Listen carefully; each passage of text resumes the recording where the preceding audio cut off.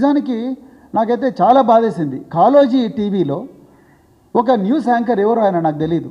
కాలోజీ టీవీలో ఈ ప్రభాకరన్ ఈడియట్ అంటాడండి. అతను ఎట్లా అంటారండి మీరు ఈడియట్ అని? మీరు ఎట్లా అతన్ని దోషిగా నిరూపిస్తారు? ఈడియట్, వీడిని పబ్లిక్గా ఎన్కౌంటర్ చేయండి. ఒక రిటైర్డ్ ఐపీఎస్ ఆఫీసర్ను వీడు అనుకుంటూ వీడిని పబ్లిక్గా ఎన్కౌంటర్ చేయండి అంటాడు. ఏమున్నాయి మీ దగ్గర ఆధారాలు? ఒక ఈడియట్ అనే సంస్కారం మీది నాకు అర్థం కాదు. కాళోజీ నారాయణరావు గారు అదే నేర్పించిండ్రా మీకు?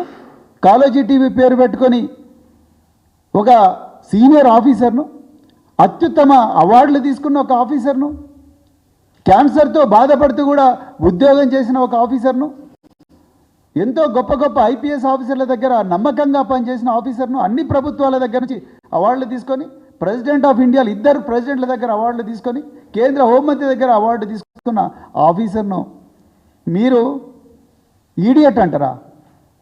ఇదేనా మీడియా నేర్పించింది మీకు? నిజానికి నాకైతే చాలా బాధేసింది. కాలోజీ టీవీలో ఒక న్యూస్ యాంకర్ ఎవరో ఆయన నాకు తెలియదు. కాలోజీ టీవీలో ఈ ప్రభాకరన్ ఈడియట్ అంటాడండి. అతను ఎట్లా అంటారండి మీరు ఈడియట్ అని? మీరు ఎట్లా అతన్ని దోషిగా నిరూపిస్తారు? ఈడియట్, వీడిని పబ్లిక్గా ఎన్కౌంటర్ చేయండి. ఒక రిటైర్డ్ ఐపీఎస్ ఆఫీసర్ను వీడు అనుకుంటూ వీడిని పబ్లిక్గా ఎన్కౌంటర్ చేయండి అంటాడు. ఏమున్నాయి మీ దగ్గర ఆధారాలు? ఒక ఈడియట్ అనే సంస్కారం మీది నాకు అర్థం కాదు. కాళోజీ నారాయణరావు గారు అదే నేర్పించిండ్రా మీకు?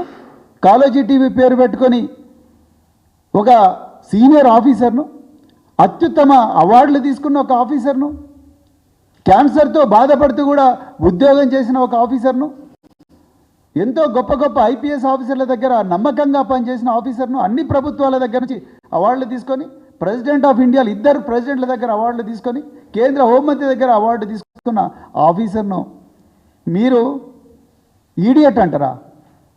ఇదేనా మీడియా నేర్పించింది మీకు?